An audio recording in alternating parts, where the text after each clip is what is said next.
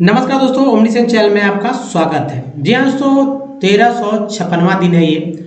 और अंग्रेजी पढ़ते अगर आप वाकई में जो है ऊब गए हैं और आप अंग्रेजी फिर भी नहीं पढ़ पा रहे हैं, तो कुछ यहाँ आप खास बातों का ध्यान रखकर अंग्रेजी पढ़ना सीख सकते हैं। आज जो है सो आज के टेक्स्ट जो है, जो कि एनसीईआरटी बुक से जो रोज लिया जाता है, फिर से नया टेक्स्ट है और नए वर्ड मीनिंग के साथ मैं आपका स्वागत कर रहा हूँ। और बहुत सारे जो है इंपॉर्टेंट वर्ड्स जो कि आपके दिमाग में बने रहते हैं, तो मैं जब बात करता हूँ इंग्लिश को लेकर कि क्या क्या दिक्कतें हो सकती हैं, उन सब पर बात हो जाती है। तो इंग्लिश कैसे पढ़ें और समझें, how to read write and speak in English easily, वो मैं आपको बताऊंगा यहाँ पर। तो चलिए सबसे पहले दोस्तों कि भाई आपको क्या करना चाहिए। कल भी मैंने बताया था कि हर एक दिन, ये दोस्तों अगर आप बिल्कुल जीरो हैं और किसी सीढ़ी पर आप सीधा ऊपर टॉप पर पहुंचना चाहते हैं, तो क्या आप ऊपर से सीढ़ी चढ़ेंगे? क्या मतलब ऊपर से तो नीचे उतरेंगे नहीं, आपको नीचे से ऊपर चढ़ना होगा। ठीक है, तो आप अगर जंप लगाकर सीधा यहाँ पहुंच जाते हैं, ठीक है, यहाँ पहुंच जाते हैं, तो बीच के जो बातें हैं वो हमेशा आपके दिमाग से निकल जाएगी। ठीक है, बहुत सारी बातें होती हैं, तो आप क्या करें कि धीरे धीरे धीरे चलें। अब हर एक व्यक्ति, हर एक बंदा जो है, मान लीजिए 3 लोग हैं, कोई यहाँ इस लेवल पर है, उसी सीढ़ी पर है, कुछ जो है दोस्तों इस सीढ़ी पर है, कुछ व्यक्ति जो है इस सीढ़ी पर है, और कुछ जो है यहाँ पर खड़ा है। अब जो यहाँ पर खड़ा है तो उसके लिए ये चीज़ बहुत ज़रूरी है कि करना क्या है। बाकी ये वाला स्लाइड बहुत इंपॉर्टेंट है कि अब करना क्या है। अगर बीच में भी है तो भी ये देखिए जरूर। देखिए, प्रतिदिन जो है अंग्रेजी अखबार लीजिए, एक अखबार को रखिए, एक अखबार खरीदिए, 10 रुपये के अंदर आ ही जाएगा। और उस अखबार का हर एक वर्ड को जब तक आप अच्छे तरह पढ़ न ले, नोट न कर ले, उसको पढ़ने न सीख ले, तब तक जो है आप छोड़िए नहीं, उस पेपर को फेंकिए नहीं, फाड़ के फेंकिए नहीं। एक ही पेपर काफ़ी हो जाएगा, एक पेपर से आप इंग्लिश सीख जाएंगे पढ़ना। अंग्रेजी की किताबें ले लीजिए, कोई भी किताब, बच्चे की किताब ले लीजिए। अगर आप, जाहिर सी बात है स्कूल कॉलेज हो गया, फिर भी मैं देखता हूँ कि स्कूल कॉलेज के बाद भी लोग लिख नहीं पा रहे हैं, लोग पढ़ नहीं पा रहे। मैं कितना एग्जाम्पल दे सकता हूँ, लेकिन जाहिर सी बात है उन लोगों का थोड़ा सा एम्बेरसमेंट हो जाएगा, तो उससे भी बचना होता है।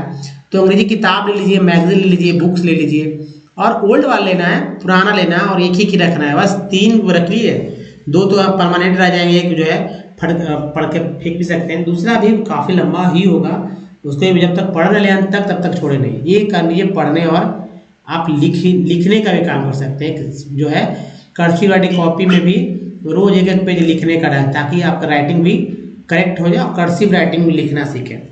अंग्रेजी भाषा की फिल्में देखना है, वो भी इंडियन मेड देखना है, डॉक्यूमेंट्री देखना है, इंग्लिश न्यूज़ सुनना है, वो भी इंडिया वाला। और इंडिया में जैसा ही बोला जाता है, इंडिया का एक्सेंट को अपनाना है, ना कि यूरोपियन कंट्री के एक्सेंट को अपना लेना है, ना अमेरिका, ना इंग्लैंड, ना या ऑस्ट्रेलिया। मतलब अपने देश की भाषा में इंग्लिश बोलेंगे तो मज़ा ही कुछ और आएगा। पढ़ने की शुरुआत जो है धीमी गति से करना है, स्लोली पढ़ेंगे, प्रत्येक शब्द का उच्चारण जो है सही करने की कोशिश करना है, हर एक वर्ड का। इसके लिए हमारे 64 पार्ट्स ऑफ वर्ड और अल्फ़ाबेट के सारे उच्चारण को अच्छे से याद कर लीजिए। ऊंची आवाज़ में पढ़ने का आदत डालना है, जिससे कि क्या होगा कि आपका कहे गए बात आपके ही दिमाग पर अच्छे से आ जाए।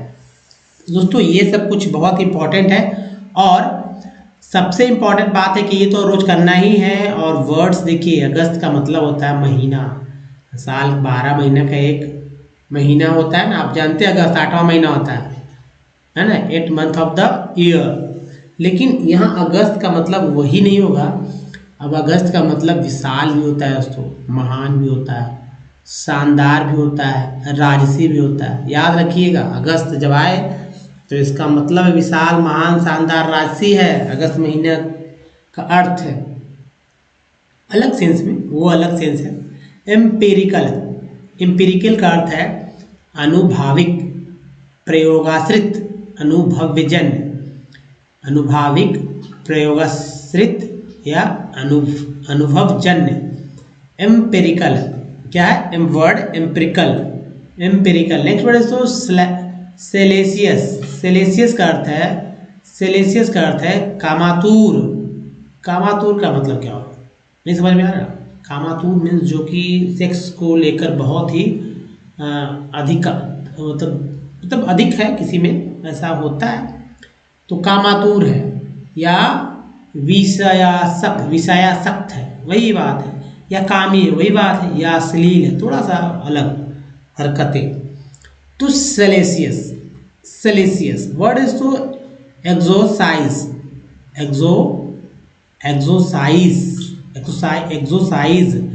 इस झाड़ फूक करके भूत आदि भगाता जो है, झाड़ फूक करने वाले को बोलते हैं एक्सोसाइज।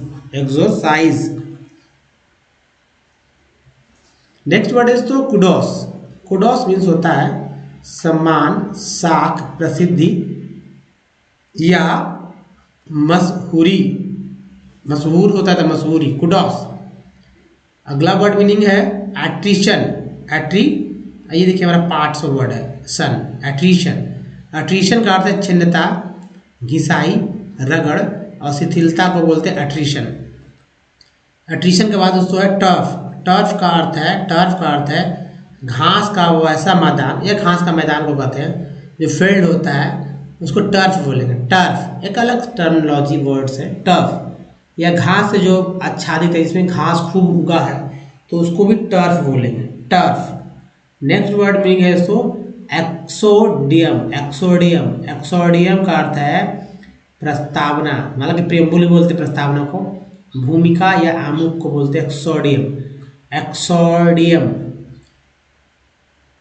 नेक्स्ट है इसको कोटॉब का अर्थ है दंडवत या कुतौब बोलते चीनी दंडवत का क्या मतलब कि भाई सो गए प्रणाम कर लिए भैया, आपको भाई कुतौब है, दंडवत है। नेक्स्ट वर्ड है आर्टिसन का मतलब है कारीगर, मिस्त्री। अब कारपेंटर है तो लकड़ी का मिस्त्री है।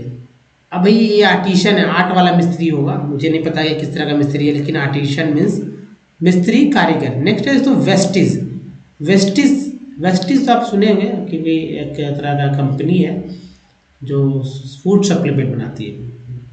तो वेस्टिज का मतलब है लक्षण, चिन्ह, संकेत, निशान या प्रमाण को बोलते हैं। प्रमाण क्या बोलते हैं? वेस्टिज। अगला वर्ड मीनिंग है तो एप्पल नहीं, एप्पल में क्या अंतर है? सिर्फ एम का ही अंतर है। एप्पल से याद रखिए ना, एप्पल क्या होता है? APPLE। यहाँ पर क्या है? AMPLE। एम की जगह अगर पी कर देते तो एप्पल हो जाता। तो एम्पल मीन्स होता है पर्याप्त, विशाल, अत्यधिक या प्रचुर को बोलते हैं एम्पल। दोस्तों 12 वर्ड मीनिंग है और इसको अच्छे से याद करके, जी हाँ अच्छे से याद करके और समय समय पर इसका आप इस्तेमाल करना सीखें, जो कि आपको बहुत ही आगे ले जाएगा। आपके व्यक्तित्व को आप दूसरे के सामने हमेशा अच्छे माने जाने समझे जाएंगे। तो चलिए अब दोस्तों जिनको भी नहीं पढ़ने आता वो यहाँ पर पढ़ ले, उसके बाद मैं पढ़ दूंगा तो आपकी गलतियाँ, अगर आपके द्वारा कोई गलती होती है तो दूर हो जाएगी। अदरवाइज फिर समझाने का प्रयास करेंगे, अगर समझ नहीं आया तो समझ लेंगे। एनसीईआरटी के बुक से लिया गया है तो वर्ड्स में स्टैंडर्ड है। लिखने में दिक्कत है तो भाई लिखना चालू कीजिए, बोलने में दिक्कत है तो बोलना पढ़ना। यहाँ सेंटेंस से जो है आप अपने बोलचाल की भाषा में सेंटेंस भी ले सकते हैं। जैसे there are many ways of conserving resources and there are many ways of, अब इस कंजर्वेटिंग रिसोर्सेज या कुछ और वर्ड रख के आप काम चला सकते। तो मैं बताऊंगा कैसे। अभी यहाँ पर पहले पढ़ के एक बार देख लीजिए कैसे पढ़ा, तो अच्छे से देखें कि कैसे पढ़ना है, और पढ़ने के बाद मैं बताऊंगा कि आखिर कहाँ कहाँ गलती हुई होगी या क्यों हुई होगी। देयर लोग बोलते हैं देयर, लेकिन शुद्ध उच्चारण जो है देयर। आर नहीं, आर र को तुम घसीट के बोलना है। मेनी वेज, ए वाई पे ए बोलते हैं, डब्लू के साथ है तो वे, पी के साथ है तो पे, अगर आर लिखते तो रे, जी लिखते तो गे, एम लिखते तो मे, कई वर्ड हो जाते हैं। तो वे एस लग गया तो एस को यहाँ जा बोल रहे हैं। वेज ऑफ CUN कन एक पार्ट से हमारा है, पार्ट है, इंग्लिश वर्ड का पार्ट है। इसको मैं याद करने के लिए ऐसा करता हूँ, कन को ER को याद कर लीजिए। अब चूंकि ER है इसके बगल में एस है तो इसका साथ जोड़ ही लेना है स, और इंग जो है चूंकि जड़ जुड़ेगा ही वी के साथ तो विंग। तीनों पार्ट है, सिर्फ एस वी को जोड़े हम लोग। कंजर, इसको जहाँ उच्चारण कर रहे हैं कंजर्विंग, कंजर्विंग देखिए पार्ट है, रिसोर्स कोई पार्ट बोलते रिसोर्सेस, इच इच या पर बोलते हैं, पी लगा पर, इसको सा बोलते हैं रिसोर्सेस पोर्शन, ए इनको एन बोलते हैं, पी लगा, सी है तो कैन, पी रहता तो पैन, डी रहता तो डैन, आ रहा तो रैन, कई वर्ड हो जाता है तो कैन पैन मैन, मैन बोलते हैं मैन, मैन मैन। अब देखिए यहाँ फिर से देखिए कन, ये पार्ट है, ट्री भी पार्ट है, कंट्रीब्यूट बाय रिड्यूसिंग, रिड्यूसिंग देखिए यहाँ से कन जम्प, आइए देखिए सन को याद रखिए, consumption, recycling, recycling and reusing thing, ultimate, A के बाद ऐसे भी एटीक्वेट बोलते हैं, एम लगा तो मेट होगा, अल्टीमेटली, अल्टीमेटली इट मेक्स, एक के बाद ही है, it makes a difference, E N sequence बोलते हैं, ई एन सीक्वेंस बोलते हैं, आर लगा तो रेंस हो गया, डिफरेंस, डिफरेंस बी ई को बी बोलते हैं, बी का because all our lives are linked that eve में जो है इवेनिंग नहीं, ईव में एन लगाना नहीं है, एन आई एन जी इंग जो है एन में लगा दीजिएगा तो निंग, evening, evening, evening the children, E N को एन बोलते हैं, dear drain, children and their friends, एक वादी है तो एक उच्चारण एक रूप में, made packets and shopping bags, our of old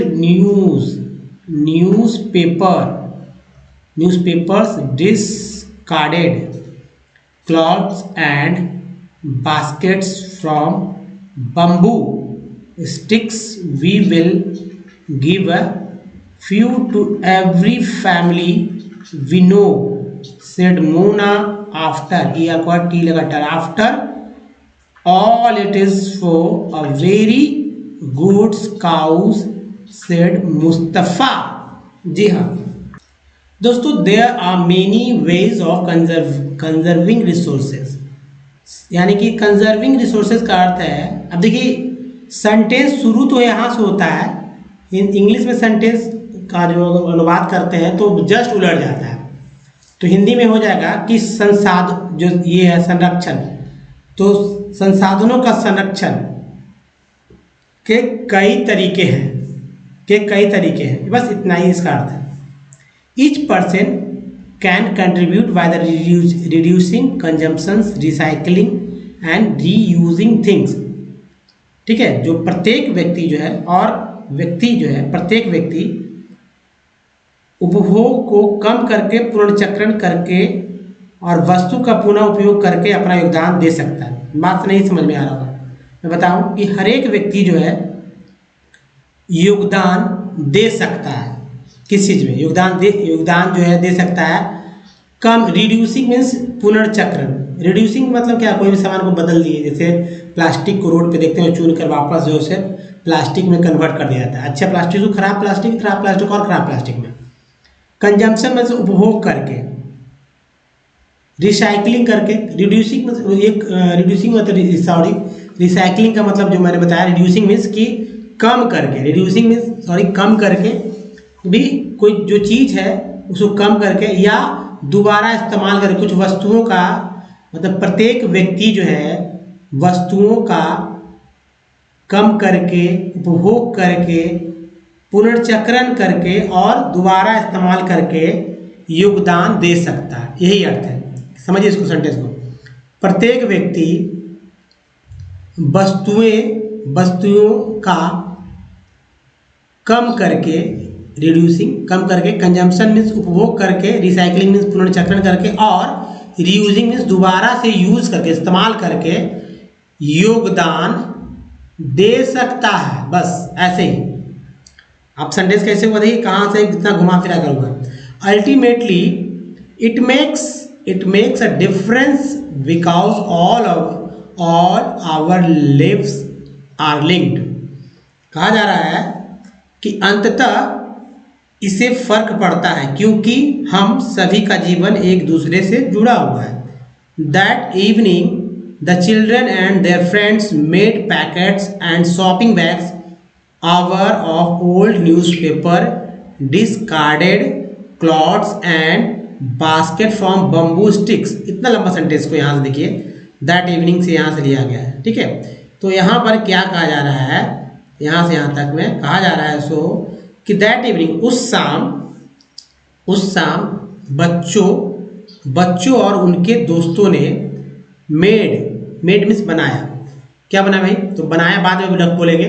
बच्चों उनके दोस्तों ने पैकेट्स, है ना, जैसे पैकेट्स का मतलब क्या होगा, पैकेट मतलब पैकेट समझ ही रहे थे, पैकेट क्या होता है, थैला टाइप पैकेट और शॉपिंग बैग बनाया और आवर ऑफ ओल्ड न्यूज, किससे, हमारे न्यूज़पेपर से, डिस्कार्टेड, है ना, बेकार पड़े कपड़ों से, डिस्कार्टेड क्लॉथ, बेकार पड़े कपड़ों से, और बास्केट बनाया क्या से, बम्बू के, यानी कि बांस के स्टिक से, बम्बू क्या है, अब यहाँ पर देखिए बनाया, यहाँ लास्ट में जोड़ेंगे बनाया, तो ये लास्ट में आता है। We will give a few to every family we know. हम लोग क्या करेंगे, हम लोग देखिए, ये सेड मोना ने कहा, यहाँ से मोना ने कहा कि हम जो है अपने जानने वाले हर परिवार को कुछ न कुछ देंगे। वी विल गिव, मोना ने कहा कि हम लोग देंगे, कुछ देंगे प्रत्येक परिवार को जिनको हम जानते हैं, यही बात है। After all it's for a very good cause said Mustafa ने कहा, आखिरकार एक बहुत ही अच्छे उद्देश्य के लिए जो है ये सब हो रहा है। तो ये दोस्तों बोलने का एक तरीका, कैसे जो है इसको समझा सकता है, और कोई समझने में कोई दिक्कत है दोस्तों फिर से इसे देख कर अच्छे से समझ सकते हैं, ठीक है। अब चलिए दोस्तों मैं आपको अल्फ़ाबेट की कुछ बेसिक बारीकियों के बारे में बात कर लूँ कि अल्फ़ाबेट में 26 लेटर होते हैं और ये लेटर दो तरह से लिखे जाते हैं। छापे वाले ये सब अक्षर हैं, मतलब बुक्स में इसी तरह से ज़्यादातर आपको मिल जाते हैं। अगर बीच वाले लेटर्स भी होता है जिसको कर्सिव राइटिंग बोलते हैं, उसको चाहे अपने कॉपी पे प्रैक्टिस करके सुंदर अपनी राइटिंग बना सकते हैं, बहुत जरूरी होता है। तो याद रखिए कौन सा लेटर किस तरह से लिखा जाता है, लिखना चाहिए। और भाई ऐसे थोड़ी लिख सकते हैं राम को, मान ली राम वर्ड है तो राम के लिए कैसे लिखेंगे, ऐसे तो नहीं लिखेंगे राम, या RAM ऐसे भी नहीं लिखेंगे, आप हमेशा ऐसे लिखेंगे। तो क्यों, क्योंकि एक जो है तरीका बना दिया गया है, पैटर्न बना दिया है। तो नहीं ये चलेगा नहीं ये चलेगा, हालांकि स्पेलिंग सब सही है, ये चलेगा राम, सही। अब चलिए दोस्तों कॉन्सोनेंट के देख लेते हैं। कॉन्सोनेंट में कॉन्सोनेंट के द्वारा जो है उच्चारण होने वाले अक्षर कौन कौन से हैं। जैसे B को ब बोलते हैं, C को क श बोलते हैं, D को ड द ज बोलते हैं, F को फ, G को ग ज, H को ह, J को ज, K को क, L को ल, M को म, N को न ड़, P को प, Q को क, R को र, ड़ भी, S को स ज, T को ट त और च स, V को व बोलते हैं, W को व बोलते हैं, X को X बोलते हैं, Y को य, Z को झा बोलते हैं। अब देखिए यहाँ पर देखिए GOD क्या होता है, GOD गॉड, भाई ग बोल रहे गॉड। अगर कह दे कि GEORGE क्या बोलते हैं, नहीं आएगा पढ़ने कोई बात नहीं, जॉर्ज बोलते हैं। क्या होता है जॉर्ज। तो पहला जी जो है ज के रूप, जी ज के रूप में, दूसरा जी जो है ग के रूप में, नहीं दूसरा जी भी ज के रूप में, जॉर्ज। क्या बोलते हैं George, George, George English word है ना, गॉड भी तो इंग्लिश ही वर्ड है, तो गॉड। तो देखिए अब कहीं ग कहीं ज हो जा रहा है, ये सब प्रैक्टिस से पता चलेगा कहाँ ग कहाँ जाए। ये तो बेसिक वर्ड है, लेकिन जब डिफरेंट वर्ड आएंगे तो वहाँ फंस रहे नहीं, इसलिए मैं बता दिया और आप समझते भी इस तरह की बात को।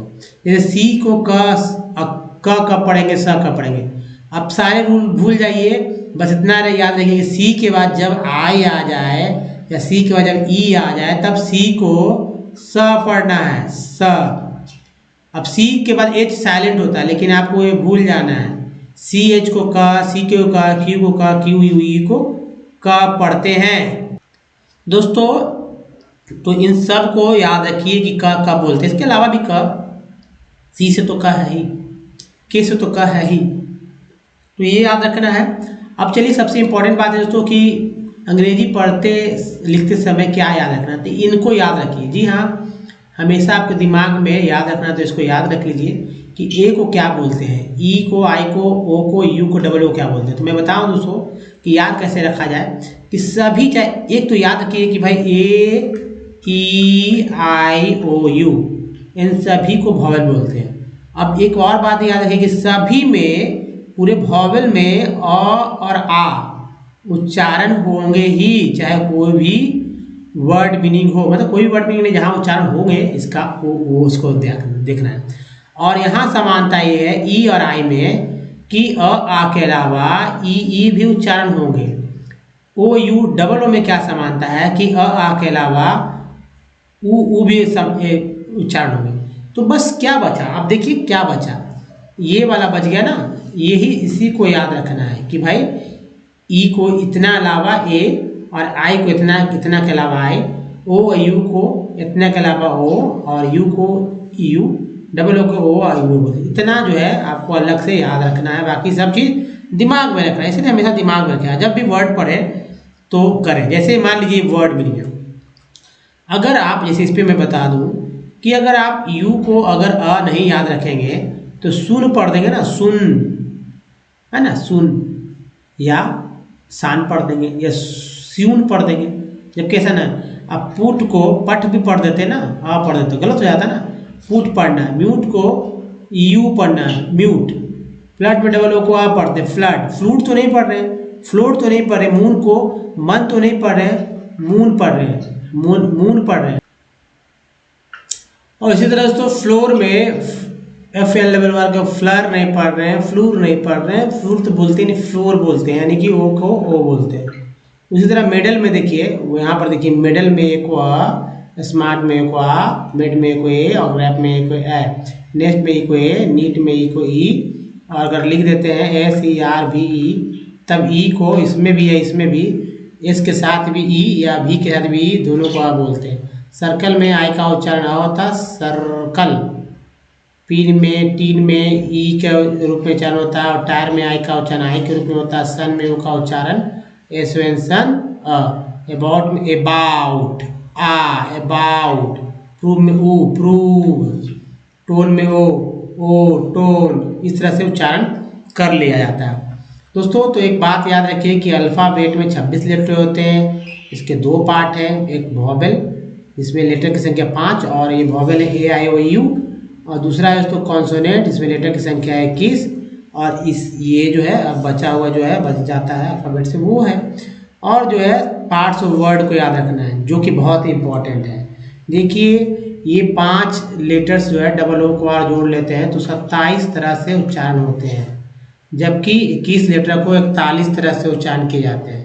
ये 70 वर्ड है, जी हाँ 70 वर्ड है, वर्ड्स है, पार्ट्स ऑफ वर्ड है, जो कि आप यहाँ से देखकर आप अच्छे से समझ सकते हैं कि ये क्यों इम्पोर्टेंट है।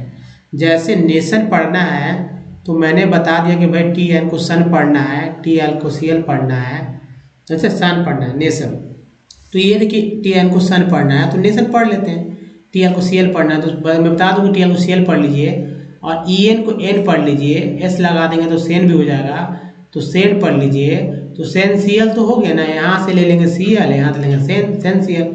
अब बस ई एस पे ही फोकस करना था, तो इसीलिए पार्ट वर्ड को याद कर लीजिए, जल्दी से इंग्लिश पढ़ना सीख सकते हैं।